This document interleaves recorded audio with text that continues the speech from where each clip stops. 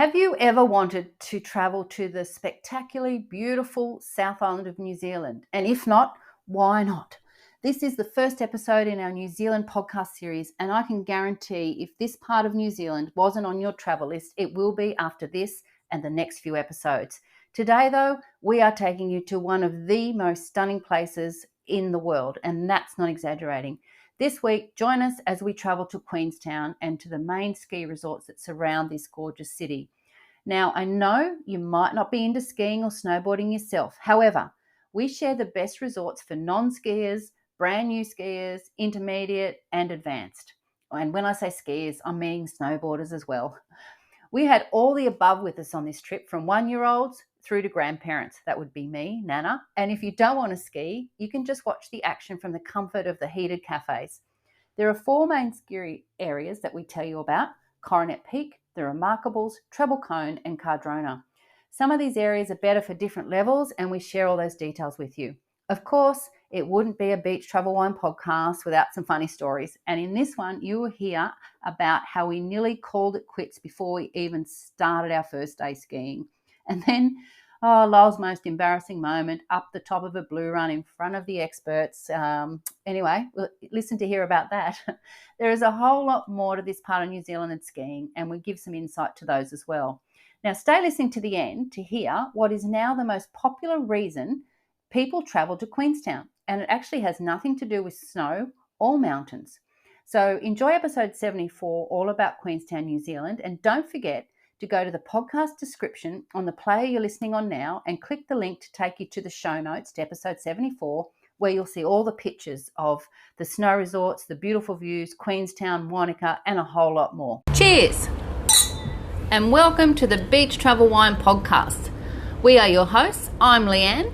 And I'm Lyle, and this is the travel podcast for beach-loving, wine-drinking couples over 50. So if that sounds like you, grab yourself a drink, sit back, relax and listen as we go travelling the world, one wine at a time. Cheers. Kia ora, Lyle. Kia ora, Leonita. You're saying that in a Spanish accent, even though we're in New Zealand now. Is that right? Yeah. See. Oh, sorry. Yeah, okay. I get you. Yeah. So Today, as I've said in the intro, we are heading off to the land of the long white cloud. Correct. Yeah, and I was thinking about it this morning before we recorded. You know, if someone asked me what my favourite country is, I generally go Spain, and then I was thinking I've actually been to Spain and New Zealand the same amount of times, and so how many times is that? 4. Okay. Yeah, and or maybe it's 3, just a lot of times. And no, I think you're right. Yeah, 4 times. But the thing about it is, I love both of them, and New Zealand's up there as one of my favourites. That's why I'm so excited to talk about our holiday that we had there and our time in this part of New Zealand, anyway, in Queenstown, because we still think, well, I think it's one of the most beautiful places in the world. Yeah, the landscape. Yes. And that, I think. Oh, the food, the wine, the people, the nature. And you could keep on going. But it probably, I mean, as you say about Spain, you know, it's the culture and it's somewhere different, whereas New Zealand's probably very similar to Australia in attitude. We say it's across the ditch. It's across the ditch, yeah. And it's very close to home. And this holiday, we're going to be talking, as I said in the intro, this episode all about the skiing in this area. But the reason we are in New Zealand this year is, something we've been planning for quite a number of months, if not 18 months, and that's to have a holiday with my children, their partners, and my grandchildren. So in total, we had 8 adults and 8 children. Now, in another episode, I'm going to be talking about going to this part of New Zealand with children, especially young children, and all the things you can do. So we're not really going to touch on that today. Today, we are basically talking about the skiing in the 4 sort of parks, ski field areas around closest to Queenstown and Wanaka, yeah? Correct. All right. But first, how do we get there? Okay, yeah. So the alarm is set at 4:30 a.m. in sunny Queensland, and it's probably an hour and a half drive down to the international airport. So we sort of got there. We took it easy. We got a coffee on the way down, and we probably got there about 6:30, and we're on we flew Qantas. Qantas. Qantas. And that was on time for a change. So that was excellent. The thing about getting to the airport early, and because we live on the Sunshine Coast, we've got to drive to Brisbane now. There's a direct flight from Brisbane, off a couple of direct flights. You do too. So no coffee this morning. Direct flights, and it's a 3.5-hour flight for us from Brisbane, landing straight into Queenstown. Now, it's much easier for us to ski in New Zealand than it is to ski in Australia. Yeah, it is. It's far more convenient to go to New Zealand. Yeah. And so we parked the car, headed in the airport. There's a couple of the grandkids and kids there we hung out with for a while. They were on a different flight. They were on Virgin about 5 minutes after us. Yep. But the fact we get there, I always get there early. We were straight through. You know, it was always never a lineup because I'm there before everyone else. Anyway, so we hop on our flight. It's not the biggest plane, but it's pretty full. Yeah. Yeah. Look, it's and just to say, look, the security and the going through the Brisbane airport was pretty good and pretty easy, and I think maybe that was because it was really early in the morning. Yeah. So, but that was easy. Look, the flight over was great. Yeah. Although there's one little thing, I always like the aisle seat when we travel, because I like to get up and walk around, go to the loo 100 times, all that sort of stuff. But flying into Queenstown, here's a tip. The first tip of the day is get yourself a window seat, because you will never see anything more beautiful than you take off here in Queensland and you're flying over the islands and the beautiful water, and then you get to the surf beaches. Yeah. And then you get to New Zealand and you are flying over snow-capped mountains, and it's just divine. There's rivers, and it's just so beautiful. And then as you're flying into Queenstown, you're coming in through a valley, over a lake, and there's nothing. It's so you're beautiful. you're actually flying through the mountain range. So the mountains at some point are actually above the plane. So yeah, it's pretty special. And this was I give hats off to Qantas. We got offered a second glass of wine. That time of the day. It was. Well, we took it, so we can't complain. Well, New Zealand's 2 hours ahead of Australia, so we were justified it was lunchtime. I think we did talk about that, and we did justify it that way. Oh yeah. Do you remember though? We sat down in the wrong seat. We were in aisle 8, and my pet hate is people going past where they should sit and then coming back. And anyway, so we actually sat down, and where we sat, there was no window, in that particular row. And I'm just like, I paid for a window seat, mate. I chose it. And then I realised we're in the wrong row. So I was that person. We had to get up, eat humble pie, excuse me, and go and sit in row 8. Yes. And not only did we have a window, we had the 3 seats to ourselves. So it was perfect. Yeah, look, and as I said, the flight was absolutely fabulous. There was no turbulence or anything. Anyway, we went through security again in New Zealand, and that was really, really easy. No sooner were off the plane, we were in a cab on on our way to the Glebe Apartments. It takes a little bit longer if you're hiring a car, but we don't. We hopped in a taxi. That's right, and did it. We head to the apartments. Do you want to tell us though, before we talk about the apartments, a bit about actual New Zealand and the history and the location and that sort of thing? Yeah, sure. They've the population is the whole New Zealand you're talking? Yeah, the whole of New Zealand, right. Both islands. So you've got 5,232,040 people. Right. Now, interesting, they have 26,439,111 sheep. So there is 5 sheep to every person. Now, New Zealand is an island country in the southwestern Pacific Ocean. It consists of 2 main land masses, the North and South Islands, and over 700 smaller islands. Yeah, I didn't know that. Oh, I didn't know that either. Wow. The island of New Zealand were the last large habitable land to be settled by humans. I can imagine why. It was so far south and so small. Yeah. Isn't it they celebrate New Year's Eve first? Yeah, they do. Yeah. So between 1280 and 1350, Polynesians began to settle in the island and then developed a distinctive Maori culture. In 1840, representatives of the UK and the Maori chiefs signed the Treaty of Waitangi, which in the English version declared British sovereignty over the islands. In 1841, New Zealand became a colony of the British Empire. Subsequently, a series of conflict between colonial government and Maori tribes resulted in the alienation and confiscation of large amounts of Maori land. New Zealand became a dominion in 1907 and gained statutory independence in 1947. Wow. Okay. Now we'll go on to Queenstown. Yeah, which is where we're staying. Yeah. Queenstown urban population is 15,800. It's a resort town in Otago in the southwest of New Zealand, South Island. The town is built around an inlet called Queenstown Bay on Lake Wakatipu, a long Z-shaped lake formed by glacial processes and has views of nearby mountains such as the remarkable Tremble Peak and just above the town Ben Lomond and Queenstown Hill. Now, I'll stop you there because what Lol's talking about, is very matter of fact, Z-shaped lake with this, and this, but it is absolutely spectacular, isn't it? Oh, it's picture postcard. Yeah, like the lake like Queenstown is around this sort of curve in the lake, and every direction you look, there's a mountain range, covered in snow. The water's flat and crystal clear. There's pine trees.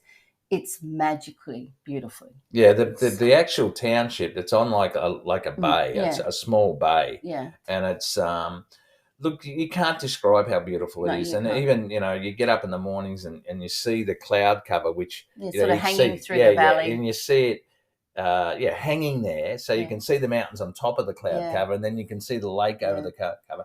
And Leanne's taken some absolutely beautiful I was just about pics. to say, this is episode 74, so go to beachtravelwine.com, episode 74, or in the podcast player you're listening on now, there's a link to this direct page where you can see all these places we're talking about. All right, so let's keep going. Sorry. Okay, so roads began to appear around Queenstown in the 1930s. So under 100 years ago. Wow. Yeah. Before they were constructed, the main transport from Queenstown was by rivers. Mm-hmm. New Zealand's first commercial ski field was developed in Queenstown in 1947 at Coronet Peak. Why would someone in 1947 think to put... I guess they were skiing in other parts of Europe and that sort of thing. It just astounds me how someone discovered skiing. Anyway, it was probably out of necessity rather than... what's the word? Relaxation. Oh, more than likely, yeah. So the world's jet-powered navigation boat in 1958 near Karawaran Falls, and a commercial bungee jump operated for the Karawaran Bridge in November 1988. It's the first place bungee jump anyone's ever done. And the first time there was a jet-powered boat. Yeah. So the extreme sports paved the way for how we all know Queensland today as the adventure capital of the world. Yes. Now, the capital city of the South Island is in Christchurch, and it's approximately 6 hours drive or an 8.5 hour train trip to Queenstown. Cool. Yeah, so, there's a whole lot there to take in, isn't there? We've landed in New Zealand. We've got our taxi, Queenstown, and we head to our apartments. Now, the international airport, 20 minutes? Yeah, maybe that's about it. It was cost us $50. Yeah, but it's only one road sort of into Queenstown, and there's a fair bit of roadworks going on and a fair bit of traffic as well. So, you don't want to hurry there. And he dropped us right out the front of the Glebe Apartments, right? Correct. And now we chose this place. I didn't choose it. My daughter-in-law, Talia, she did all the research on finding somewhere for all of us to go. As I said, there's 8 adults, 8 kids, and Talia didn't want to ski, and Phoebe, my other daughter-in-law, she wasn't going to be skiing. So they wanted somewhere where we could be close to town. And would you say this fit the bill? Oh, look, it's like basically the location. Funnily enough, I looked at as I always do, the booking.com. So overall it was 8.9 and location was 9.7. And you said to me on several occasions, How is it only 9.7? Yeah, So for location. yeah, well, it's basically we're right in the heart of the at the beautiful Queenstown. It was about a 2-minute walk to the shops, the cafes, the restaurants. And I'll put a link to the Glebe Apartments in the show notes. So because a lot of people we've got lots of questions about our trip to New Zealand and where we stayed and because we had a big group and families and all that sort of stuff. So we'll put a link to that and some pictures on the show notes to show because we had apartments, didn't we? And Natalie had booked 4 apartments, and Phoebe they changed theirs, they upgraded theirs because they've got 4 kids and they wanted another room. And when we got there, we only had a studio apartment, and we got there. What'd she say?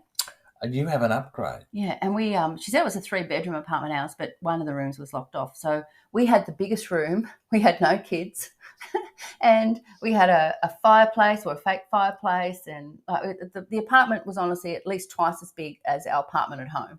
And we got upgraded to that, so we were full kitchen. It was and there was milk, and there was the dining table had 8 chairs or something. Yeah, it was absolutely huge. After coming around back from Italy, where you get no milk, nothing in your your little kitchen, this had everything. It was great.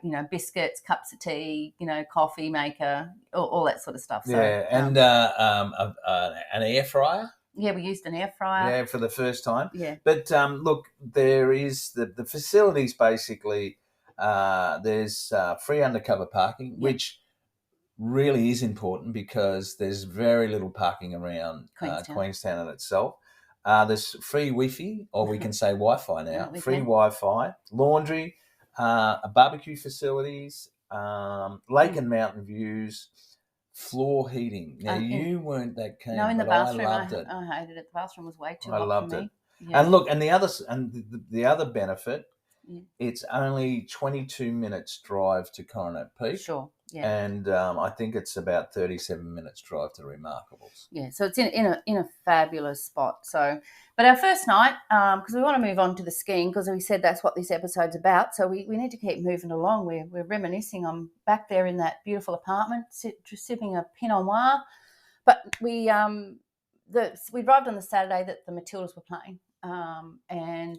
You better describe what the Matildas are. The Matildas are the Australian football team. Women's football team. And they were playing the World Cup. And all my family are football supporters, and we've been watching every game. And even the kids have been to a live game before they left.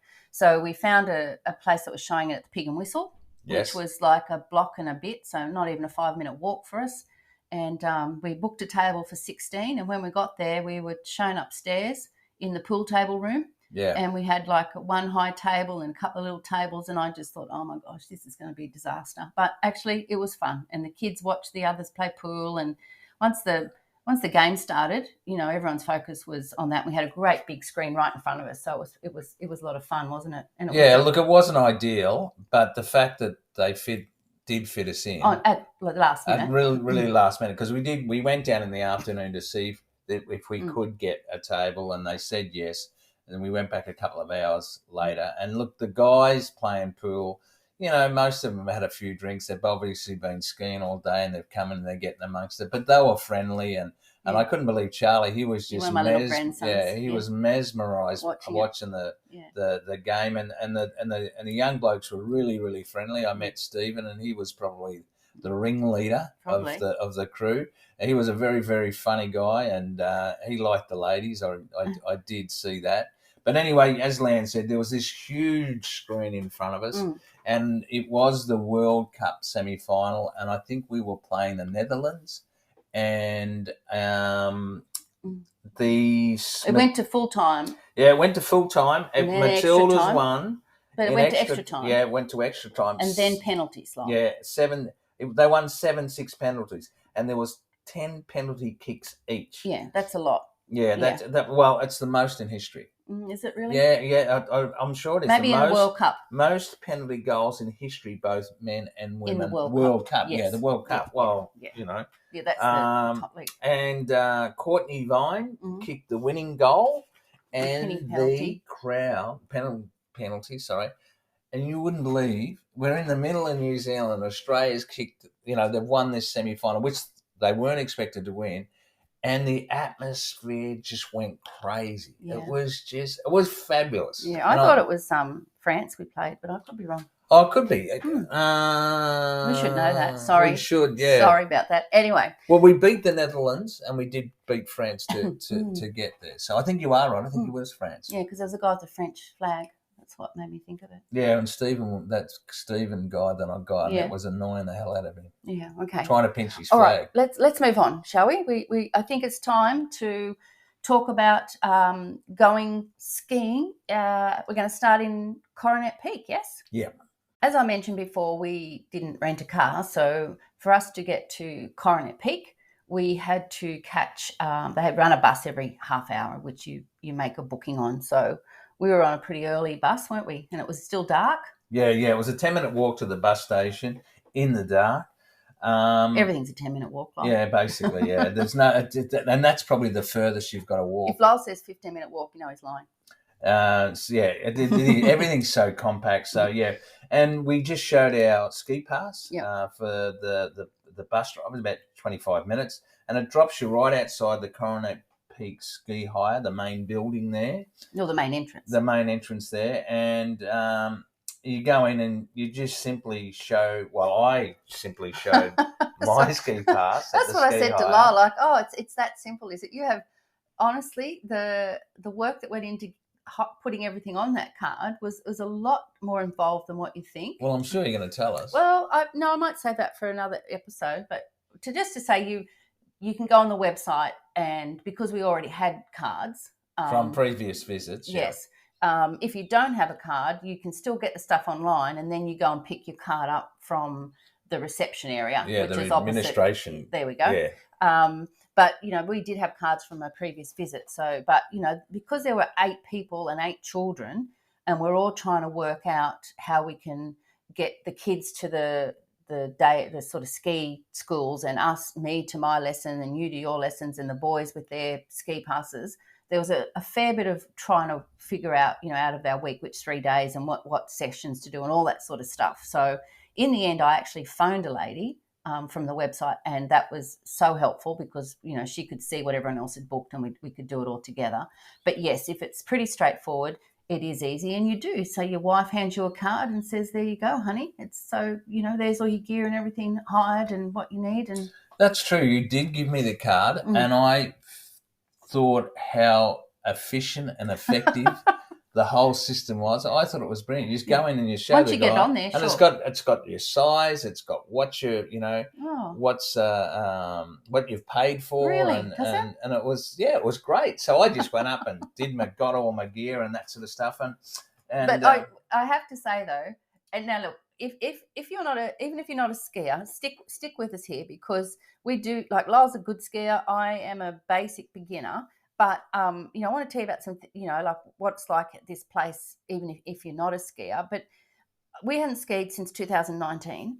And I have to say, I'd forgotten what a pain in the bum it is to try and get ready with getting your boots and your gear on and walk. Oh, my gosh, trying to get your feet into those boots. And you think they're too small, and you go back and they say, no, they're fine. And I think putting on your ski gear is comparable to putting on scuba gear. Look, and putting scuba gear on is a pain in the I ass. looked at Lyle and just thought, why are we doing this? I could be sitting having coffee on the lake, like, honestly. But by day 3, your boots are on, your gear's on, and it's pretty damn simple. So yeah, but it's funny, as you say, like, to turn around by the 3rd day, the boots aren't as uncomfortable. I don't know what it is. I don't know whether your foot molds to the boot or whatever, but it is what it is. But so once we got all the gear together, and I always get a locker. There's a $10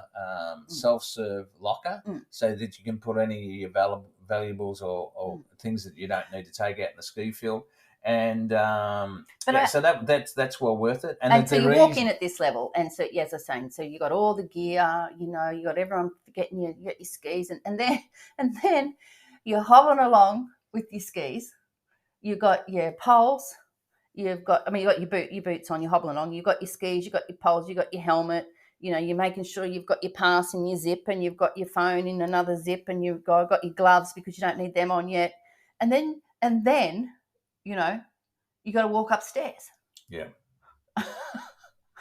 Yeah. And I'm just about ready to toss the whole lot. And as I said, but get this, you walk up the stairs. There's sort of 2 flights of stairs. There is a lift, obviously. You can go up a lift somewhere, and you end up out in the canteen. But if you go up the stairs, you basically, I just couldn't believe it the first time. And every time I've been there, I still can't believe it. You walk out and you basically look straight up a mountain, a snow mountain. Like there's no sort of flat area or, spot, that you can sort of walk onto. Once you walk out those stairs, unless you turn right and head to the ski school, you're on the mountain, and it's stunning. Yeah, it is nice.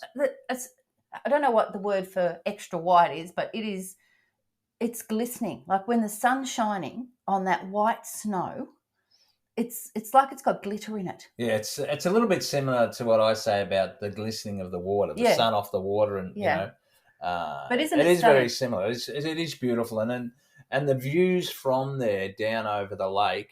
Oh yeah, that's what I was going to say. Like even if you're not a skier, the ski resorts that you can go to, and especially Coronet Peak, and I think Michaela, my daughter, was because she hasn't actually been up on the ski field before. She was like blown away, like you could just go up and down that the kids' magic carpet all day, and you're looking back down over the most beautiful views you'll ever see. Like honestly, go and check out the photos, check out the link in the podcast player listening in, or just go to beachshowone.com episode 74. But okay, that's enough of me raving on. You want to tell us a bit about the ski field itself, this Coronet Peak one, how big it is and all that sort of stuff? Sure. But just to rub it in, it was lucky Lyland Land. The weather was absolutely beautiful. The first day, well, actually the 3 days, we were very, very lucky. The weather was perfect. Excuse me. Look, there's 3 chairlifts. There's 1 T-bar and 4 service lifts. There's 2 restaurants, 2 bars. There's, as we said, the rental department. There's ski lessons, and there's a Tiny Tots club. And I'm going to tell you all about that skiing with kids lessons, the daycare, all that Ski Land. It's called all about that in the next episode. There's so much information there that we just need to dedicate an episode to New Zealand or Queenstown with kids. So how high is this place? So you're looking at elevation of 1,649 metres with 462 metres of vertical drop. There's 280 hectares of skiable terrain. So look, it's pretty big, compared to Australian ski fields. And that's quite high because, and if you're a bit sensitive to me of heights and driving, going up in that bus, you just got to concentrate on the views. You can imagine going up the side of a mountain, how beautiful the views are from there as well. And that's going to be a familiar theme all throughout our New Zealand series is the views. You're just never going to not hear us talk about that. Now, as far as I think probably I would suggest that Coronet Peak is the best mountain for beginners. It's probably best mainly because of the ski schools, and they're so well organised. Yeah. Seriously, they're just brilliant the way they operate it. And now I'll give you the prices at the time. A full day pass is $159. A twilight pass was $159. Now people usually do the twilight pass because there's less queues, so that's better. Night ski pass is $79, and the ski school is $159. Now the best value I saw was Intro to Snow, 3 days, $549, and that includes lift passes, lessons, and the equipment rental, and that's what you and Michaela did. Yeah, we're going to talk about that next time too. But those prices you're talking about is only the lift pass. Unless you have your own gear, which not many people do, you might have some of your own clothes. You have to hire your skis, everything on top of that. Oh, is it? Yeah. Oh, I thought the equipment rental was only with the lessons. Yeah. Only with the lessons? Well, you're getting lessons. Yes, but these passes, the day okay, the other ones, yeah, that's true. Yes. But with the lesson, that's why I reckon it's fabulous value. I agree. Now, Lyle did say 2 restaurants, 2 bars. It's actually all in the one big building. And now we had Phoebe come up with the littlest one, little grandchild. She was only one. Obviously, Phoebe wasn't skiing. And she was too young to go into the daycare section. But, like it's such a big, open, warm place, and you can see out to the snow. You can actually go out into this little area where the kids can actually play in the snow. So there's so much happening and going on, and, you can go in and out all day if you want to visit, like just have a break and go in and, they've got coffee, and then they've got mulled wine. They've got everything there. So it's not just like a restaurant. It's like a big open air sort of indoor area, basically, isn't it? Yeah. Look, it's absolutely, and one of my favourite things to do while having a beer is, especially if you finish skiing a bit early, is watch people come off their skis and fall over and roll down hills. Oh. So I thought that's a lot of fun. So I guess we've told everybody about how we had trouble getting our gear on and all the bits and pieces about getting there and what it looks like. But we had a couple of lessons, and I booked you into a lesson. So do you want to tell us a bit about that? Yeah, my instructors was Fred from the UK. He had just got his citizenship for Canada, and he lived in Whistler. My classmates were Michael from the Netherlands and Tom from Brisbane. We did a couple of warm-up runs on the green chairlift, then on to the big chairlift up to the top of the mountain. Friend was, he was mainly just focusing on the technique. Unfortunately, I fell over getting off the chairlift. Was that the first time? The first one you went up and you fell over the first time. On the first chairlift, on the one to go to the top of the mountain. I'm right at the top of the mountain, and I've been skiing for years. I bet the others are thinking, "Oh no." I've been skiing for probably 40 years. Come on, Grandpa. So and I was by far the oldest, and I never fall off the chair. And I think maybe what happened was there was a snowboarder beside me. Of course, yeah. And maybe they, Anyway, bottom line is I fell over. And my skis had crossed over. Mm. And if you can imagine this, they're in the air. So I've fallen over. They've had to move me from in front of the chairlift because people are still coming off. God. And I've got my legs in the air and my skis are crossed, and I just can't get up. I couldn't move. Because the snow was quite soft this year, wasn't it? Yeah, the snow was beautiful. And so the bottom of your skis are buried in snow, obviously. Yeah, anyway, so that was very embarrassing. And so the instructor and the operator of the lift had to help me to get up. So that was a little bit disappointing. And actually, you had a bit of a fall. That is not true. I was knocked over. And oh, okay. I was knocked over, but I'm going to talk about that in another episode.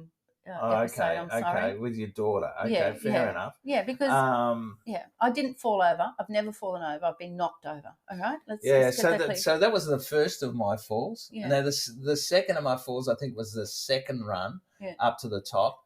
And I before I fell, I thought I was doing really well. I was cleaning the other two up. Mm. But unfortunately I fell again, and I couldn't believe it. It was right down the bottom of the run. And so someone else could have been sitting watching you. Laughing. And they'd be pissing themselves. Actually, it was quite funny. So anyway, I'm trying to get up, and I've got a crook shoulder that anyway, another long story. And I forgot that I had a crook shoulder. So I'm trying to use my arms to push myself up on my stocks, and the pain just went through me. So I was gone for the day. So I turned around and I was supposed to ski the afternoon back at the ski lesson, but I went back to them, and to be perfectly honest, I didn't want to hold the other two guys up because of me keeping on falling. And it's exhausting. Yeah, it is. Anyway, so I went. So then we'd had lunch with the family. Yeah, we sat outside. They've got like a lovely big outdoor area. I love sitting there. You can see, I don't know how many slopes you can see all coming down. And the chairlift's going up. I could sit there all day. I love it. Yeah, and have a Corona. We had a pizza and Corona for the first day, and there's two sections. There's one sort of takeaway. One's takeaway, grab and go, and then there's the other one which is the pizza 4-5 ovens, and it's got more substantial meals.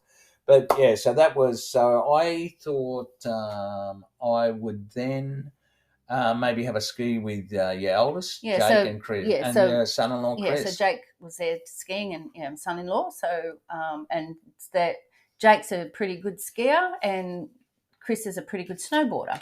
Yeah. They're very good. Mm. There's no question But about you were only that. going to do 1 or 2 runs, and what happened?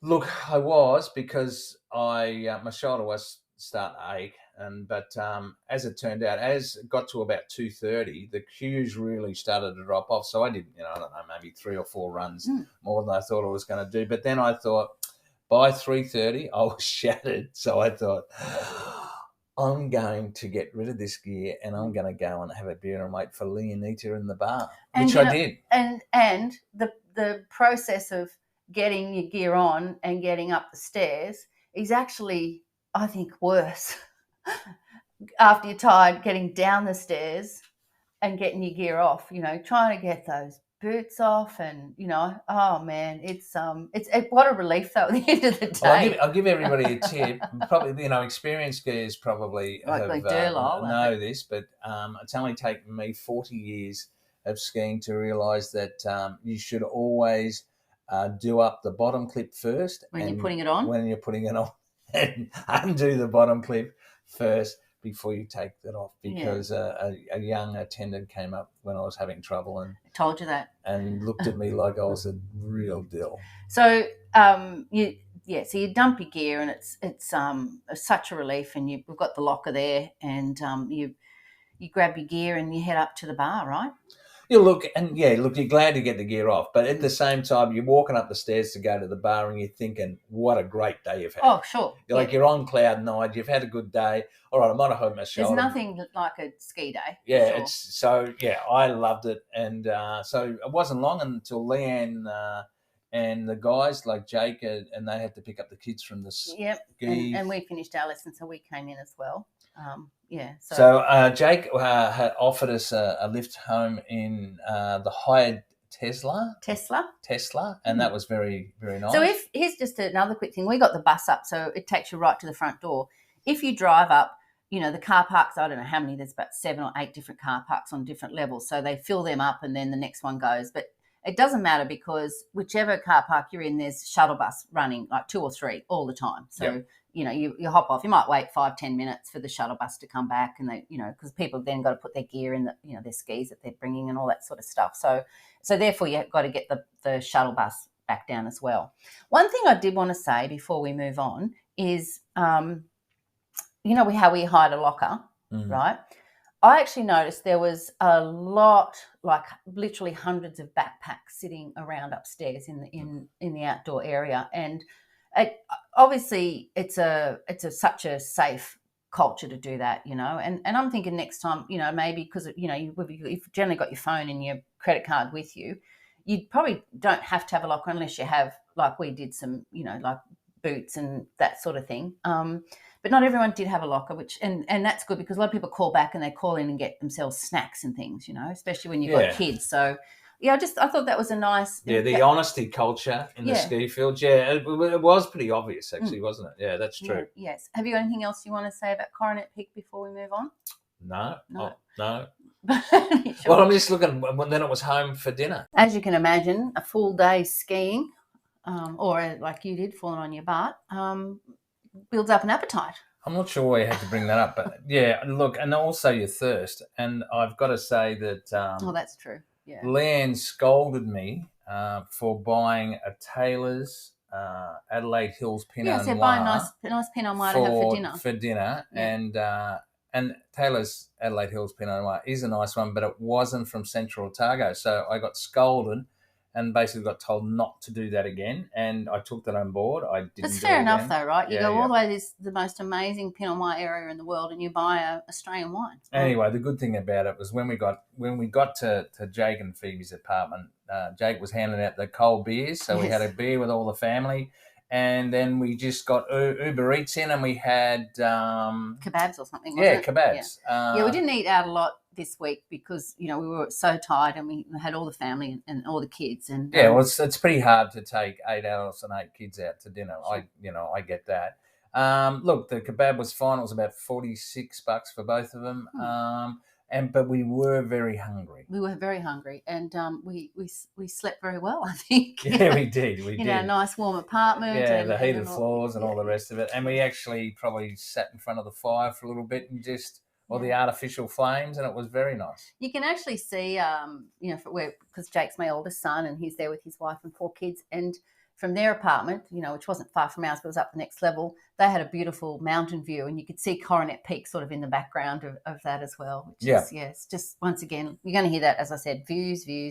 Yeah, well, and also that was the main mountain there was where the gondola went up, and you could see the lights and not only the lights, but during the day, there was just the turnover of just people doing that tandem hang gliding. It looked like a lot of fun, didn't it? Yeah. All right, so we've talked about Coronet Peak, yes, and so I did say at the beginning we were going to talk about 4 different ski resort areas and tell you, which ones are good for beginners and advanced and that sort of thing. So Remarkables, that's the next closest to Queenstown, yes? Yeah. You look the Remarkables. It's called the Remarkables. Just a quick side note here: the Remarkables is where, if anyone has watched Lord of the Rings, and who hasn't, where they filmed a lot of that series in New Zealand. So it's that sort of terrain and views and just stunning mountains. Yeah. Yeah, well, I mean, you've also got to look, to look back over the lake and that sort of thing. Look, the My Pass, the ski pass works at Remarkable as well. It's about 45 minutes from central Queenstown, and you just catch the bus at the same place that you catch the bus to Coronet Peak. Once again, you can drive, and we've driven up there, and when we've driven, we've been passengers. It's a bit windier because it's a bit higher, isn't it? Yeah, it is. It's the elevation is 1,943 metres. Whereas Coronet's about 1,600, you said. So it's about another 300 metres, Yeah. It has a 385 hectares of skiable terrain, which is a little bit more than Coronet Peak as well, and with a vertical drop of 468 metres. Like Coronet Peak, it does have extensive state-of-the-art snow-making machines. Yeah. Now, the Remarkables has more green runs and more double diamond black runs, so it's good if you are a beginner like me, or to a beginner to intermediate, or very advanced. Like you. Well, I'm not very advanced because I've already said I fell on my ass and I couldn't get up. But maybe that's because of my age. Sorry. Maybe we should say here, and sorry we left it so late. If you're listening, saying what the hell are you talking about colours? If you're not a skier and you've never skied before, then I understand. Like basically, you have nursery slopes where everyone does their where they start learning. Then the beginner level is green, so they actually give these ski runs ratings, so you can have a look at the map and see what's suitable for you. So green is beginners. Yeah. Yep. And to intermediate. Yeah. Blue is sort of upper immediate to advanced. Yeah. And then black. Then you got red. And red. Oh, okay. And that's, basically experience. And it goes on to black, which is like Olympic level or something. Yeah. So, but it's interesting. I remember when we actually did a trip to Japan, and we did a snow trip there. And in Japan, they give you the inclination percentage. I know, right? Right, and I reckon in Japan, they call the blue runs green runs. Yeah, you are that's terrified. Right. Well, Wayne, who we were travelling with, said, this is a green run. It's only 11%. And I said, yeah, but look at that blue and red one; they're 11% too. And he's like, yep. Anyway, I'm sorry, I shouldn't have brought that up. I just remembered that's what I have to say though, when it comes to skiing, green's my favourite colour. Yeah, look, Coronet Peak has Remarkables, right? But Coronet Peak has a better selection of long blue runs and red runs. Okay. So Remarkables has 4 chairlifts and 4 surface lifts. The Remarkables has a bigger beginner slope, but the beginner slope at Coronet Peak are tucked away more, so you don't have to worry about other skis flying So past. what Lyle's saying is that Coronet Peak, got the nursery slopes, and it's completely separate from the other the main ski runs. Whereas at Remarkables, you've got the magic carpet, which is like like you're on a giant conveyor belt. Yeah, and that's covered in. Yeah, it's that's right. It's covered tunnel, and it's really nice going up there. And then you can either go left or right. They're both nursery slopes, but those nursery slopes are right at the bottom of a lot of the major that's things. right. So they all come into a bowl. Yes. So all the advanced ones, all the basically the variety of the runs, they all finish in the bowl. Yeah. So I didn't ever find that a problem, but I think you loved Remarkables. Yeah, I did. I thought you didn't want to go home. No, I didn't want to go home. But I think obviously the more advanced skiers know how to get around us slow beginners. So yeah, it also has a nice cafe area there at Remarkables. Yeah. Quite about the same size as Coronet. So, it's got the standard, pizza, hamburgers, the cafe type food, some nicer meals.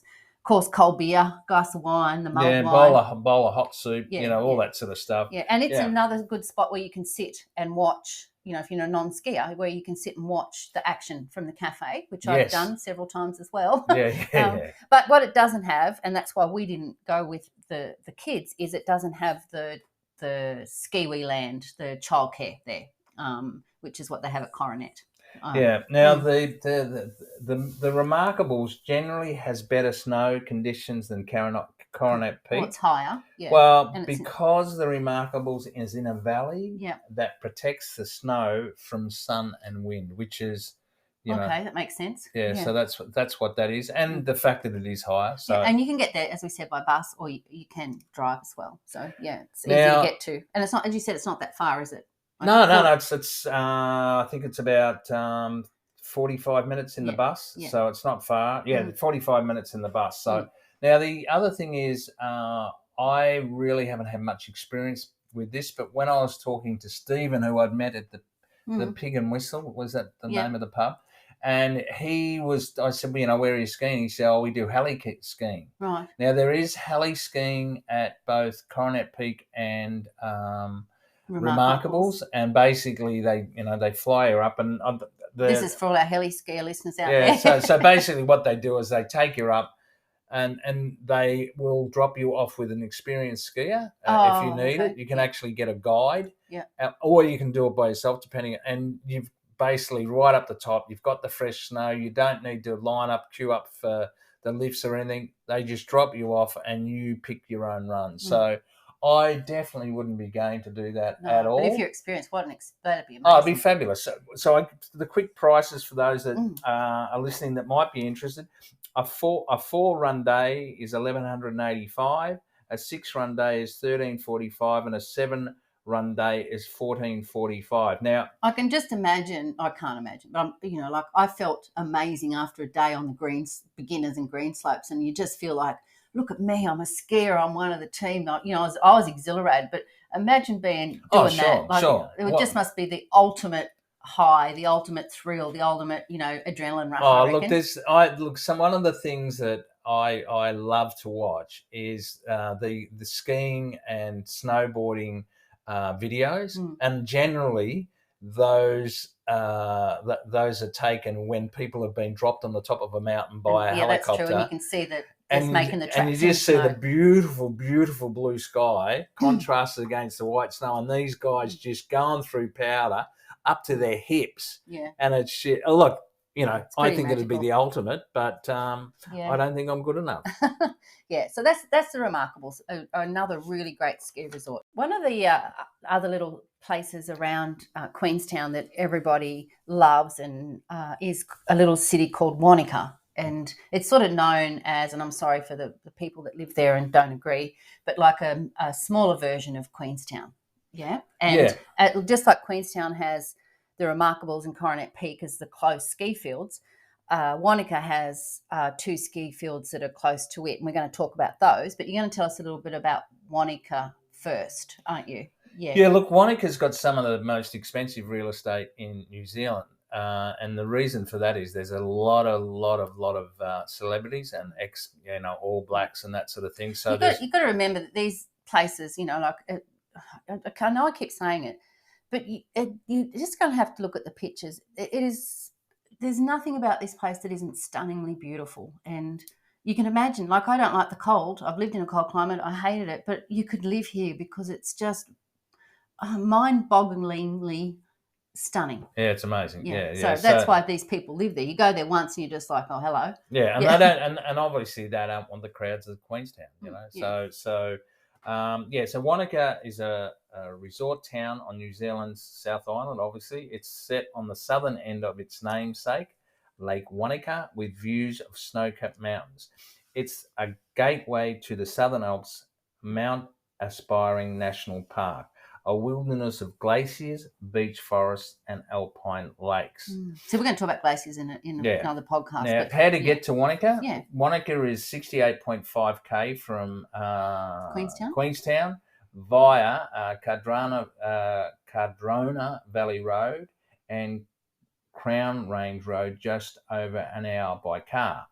This short journey can easily be turned into one epic road trip if you stop along the way and take in the spectacular views. Yeah, you just all the way along. It's amazing. Look, if you drive the Crown Range Road from Queenstown to Wanaka, it can be somewhat dangerous during bad weather when it's snowy or during heavy rain. For this reason, drive carefully and always carry snow change during the winter months. Actually, the Crown Range Road is the highest main road at 1,120 metres above sea level. So, it's going to be high and windy. Okay, but there's a safer way. There is. Driving the slightly longer route through Cromwell. Yeah. And that's a wine area. Hello. Yeah, and it's a beautiful little town. Yeah. Via Highway 6 is the safer way to go in the winter months.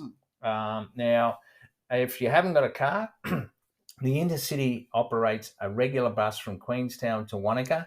The bus leaves Queenstown at Athol Street and arrives in Wanaka at the log cabin on the lakefront. It's about an hour, isn't it? Yeah, it takes approximately now it's an hour and 45. To catch the bus to from Queenstown to Wanaka. It's a little bit far for a day trip. Yeah, it is a little bit far for a day trip. And look, to be honest, when we get into Cardrona and Tremble Cone and we talk about how you get there, it's pretty limited, the shuttle services, so you really do probably need a car if you're not going to be in Queenstown. If you're not going to be in Queenstown. All right.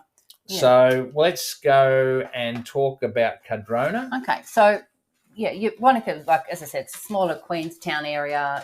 Or lots of the accommodation, beautiful lake that you can. I know, get an e-bike. Some friends have done that. You can walk around the lake. That's right. Wayne and Annie. Not Wayne. Wayne and Julie. The restaurants and cafes and all that sort of stuff. So it's not isolated. It's a beautiful spot. Look, all you've got to do is go on and put into your search engine bloody Wanaka, and you just the photos. Or you go to of course, Beach Travel Wine. Podcast episode 74, or click on the link in the podcast list you're listening on to see the photos. So that's all right, a failure. Let's go. Okay, so the ski field ranges Cardrona. This is Cardrona from 1,260 metres to 1,860 metres. So not quite as high as the Remarkables. No. The distribution of slopes: 20% beginners, 25% intermediate, 30% advanced, and 25% expert. That's pretty well spread out, isn't it? Now the vertical drop is higher than the Queenstown field, so that's 600 metres. When you say vertical drop, that's sort of from the highest to the lowest. Is that what you're saying? But basically, the longest drop. Yep. Yeah. So the lift system has 5 chairlifts and 2 magic carpets, which are basically conveyor belts for beginners. The skiable area is 465 hectares. Cardrona is great for beginners with its wide open slopes and gondola, which is a combination lift of gondola cabins and chairs, making it easier for first-time skiers and snowboarders to ride to the top of the mountain on their first day. What are they? Gondola. Basically, gondola. What they call a gondola is what normally, but they spell this as CHONDOLA. Chondola. A chondola. which is, I think it's just like a chairlift mixed with a gondola. Correct. So it's like a chairlift that's covered. Is that what I just said? No, you said, hang on, let me read this again. You did combined say that. lift of gondola cabins and chairs making, so a chondola. A chondola. There we go. Yeah, I've been learning Spanish, and chondola, CH in Spanish doesn't say on CH, so that's why I'm going chondola. I know, you just... anyway, I'm a dickhead. Cardrona is 35 K from Wanaka, approximately 40 minutes. The resort is located at the top of a 14-kilometre long unsealed access road. Yeah, it's a long way. Both Crown Range Road and the Cardrona Mountain Road can be affected by snowfall. And it's got a nice sort of cafe area as well, like a timber structure and an outdoor area where you can sit and so it's not as big as Remarkables or Coronet Peak, but it's perched right on the side of the mountain with amazing views once again. Sure. Now, Cardrona Resort offers a shuttle service once a day with 3 pick-up points in Wanaka. So you pick up in Wanaka and at one time, and there's 3 different spots that'll pick up in Wanaka, and then basically you've got to be ready to catch it on the way back as well. Yeah. So again, that probably just really indicates that a lot of people drive. Well, a lot of people drive, and also the fact that it's probably a lot less busy than Coronet Peak and the Remarkables, which for keen skiers, that's perfect. Yeah. They're willing to drive, so that they don't have to queue. The last ski resort we're going to tell you all about today is called Tremble Cone. Yeah, calling all intermediate and advanced skiers and snowboarders. Tremble Cone, not really for me. Yeah. No, is the ski field for you, with 45% intermediate runs and another 45% advanced. Tremble Cone is best suited to those with experience. Well, I'm an experienced beginner. Yeah, you are, actually. You really are. Actually, you've got no idea how true that is. But anyway. Every time I go skiing, I say, oh, no, I'm just a beginner. I've only skied. I haven't skied before. And I go right back to the beginning and start again. Yeah, but you're happy. I know. It's my comfort zone. Yeah, you are. You are. Yeah, so Tremble Cone is a 35-minute drive from Wanaka as well. Mm-hmm. So they're both about the same. They're both about the same distance. The ski area is 550 hectares. That's big. Yeah, which is I think it's 1,359 acres. The vertical drop is 700. Wow. So that's okay. No wonder it's popular then. Yeah, the longest run is 4 kilometres. See, I've spoken to some of the ski instructors and people at that we met at Coronet, and they love Tremble Cone. Yeah. The summit elevation is 2,088 metres. Wow. Yeah, so it's huge, but there's only one 6-seater express lift. There's another quad chair lift, and that's the highest. That the top of that finishes at 1,960 metres. Yeah. And there's just one platter lift, which is like a pommel lift, which is you just pull it down, put it between your legs, and it pulls you up the thing. So and I think there's not that many lifts there. This it's probably the runs are a bit like when you're in Japan. You can go any which way maybe and end up at the bottom. But this being the highest, I like all of these ski resorts have stunning views, but this one is probably has the best views. Like, oh my gosh, because of the height and the sheer drop down to the lakes. Really beautiful, this one. Yeah, look, its facilities, it's got snow sports school, it's got a child centre, and they look after kids from 3 months to 5 years. Snowboard and ski rentals, like everywhere else, the cafe and bar. Yep, another really nice area that they have the outside seating as well as inside. Sure, rental. They've got the rental shop, the ski patrol, and the medical centre. Tremble Cone is the largest ski area in the South Island, boasting the longest vertical rise in the Queenstown Southern Lakes districts. Now, look, it's just obvious it's for the more advanced skiers. Yeah, well, it's as simple as that. But it certainly does have the best views. So, if you're a good skier, go and have a look. What I keep saying, though, like when we talk about all these places, I keep saying that there's outdoor eating areas, at the resorts. And that might sound like a really ridiculous thing to say, but I love sitting outside. You know, if it's not raining, obviously. It's nice to be indoors where it's warm. However, I don't know, there's just something about sitting at a table with a cold beer after you've skied all morning and you're out in the action, you're still watching people, and it's just a real camaraderie, isn't there? I love that. So that's why I like the outdoor area to sit and have a drink. Well, and we were really lucky again. We had perfect weather every time we went up the mountain. So to turn around, you know, Bob, and you know, the later you can leave lunch, probably the better, because when people start going for lunch about 12:30. So if you can hold out to about 1:30, 2 o'clock, that's better. If you've got grandkids, you obviously can't do that. But I can. I'm not looking after them. Well, you are. But they do. The lessons all have the same lunch break. Yeah. So, but you know, if you were up there by yourselves, but look, you know, if you get the days like we had, the beautiful blue sky, and the blue sky contrasted against that pure white snow. Descriptive, eh? Oh, look, I love it. I do. And you're sitting there, and you're probably getting into a lamb burger and having a Corona, and you're looking up and you're watching people almost out of control coming down the mountain. You think they are, or how they're going to stop? Yeah. Well, some of them do. They might join me for lunch. Yeah. Some of them, they look like they're going to end up on top of you. But yeah, look, it's a magical experience. A ski holiday to me is my favourite holiday. Yeah, and this one was one of my favourites. Now there is transport. Can I say why it was one of my favourites? Absolutely. Well, and we're going to talk about this more in the following episodes, but because I was there with all my children and all my grandchildren, it was a very special ski holiday. So anyway. The clan. There we go. The clan, yeah. What were we going to say about getting there? Oh, look, you can there is a free shuttle from Wanaka up to Tremble Cone. But you can't book this one. No, that's it's the first in best dressed. Yeah, it runs, but it only runs Friday, Saturday, and Sunday. You'd be cheesed off if you got up at, you know. Yeah, and it goes from the showgrounds at Wanaka, and it leaves at 7:45. Estimated time of arrival at 8:30 at Tremble Cone, and on the way home, it leaves at 4:15. Estimated time of arrival back at Wanaka is 5 o'clock, just in time for a drink. Transport is free, but first come, first served. Fair enough. So what do they just leave you up on the mountain?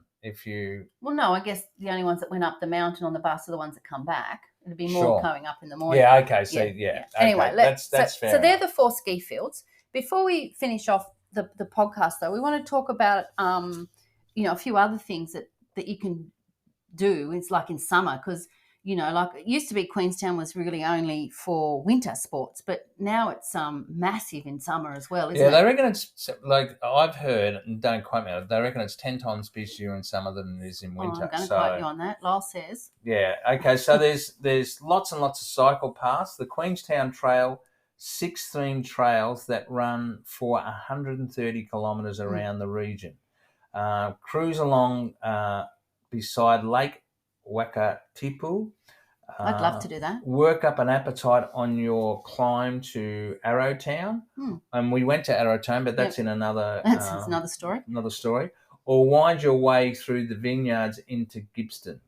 You can also get e-bike tours, book a guided bike tour, or arrange a bike shuttle to pick you up at the end of your ride. It's really ideal for the wineries. Yep. And when we did that winery tour, which we'll talk about, there was people doing the bike tours, the electric bike tours. But I guess what we're trying to say is, in summer, a lot of these mountains, when the snow melts, there's like kilometres and kilometres of hiking tracks. You can do just short hikes. There's multi-day hikes that you can do. There's the mountain biking that you can do. Mountain biking is absolutely huge. And you said heli mountain biking. Yeah. So they do heli mountain biking, same as the skis. So they drop you like at the top, because I think because there's also facilities for you to take chairlifts up with your bike, right, and come down the trails. But obviously, if you just want to go to the top, the same as skiing from the top, you can actually get helicopters to take you up there. I can't imagine how many helicopter pilots there must be in bloody Queenstown. Well, that's a topic for another day as well. But so there's all those amazing sort of summer things, and I I would love to do something like that. Maybe not a multi-day hike, but just walking through that nature, those landscapes. Like there's even just some simple ones around Lake Wakatipu in Queenstown. So it's not just for winter sports, even though that's what we're talking about. And skiing. don't forget whitewater rafting. Oh, okay. There is no way I don't would do that. ever do that. But I've seen videos of it, and like, the water will be too cold for me for a start. I know. And I'm a bit of a sook when it comes to that. But you can whitewater raft in winter as well. But you can't do the mountain biking and the hiking. I've only ever done whitewater rafting once, and I think calling it whitewater rafting would be an exaggeration, and I lost my wedding ring. That's not whitewater rafting, but once again... that was in Mossman Gorge. You waffle, don't you? Let's go back to what I want to finish with. Okay, can we finish now? Yeah, go for it. All right. What I said earlier in the podcast is Queenstown, this area, is now one of the things that it's most popular for. It used to be skiing, and now it's mountain biking and hiking. But now there's one thing that's taken over as the most popular reason for people visiting this area. And we were like, really?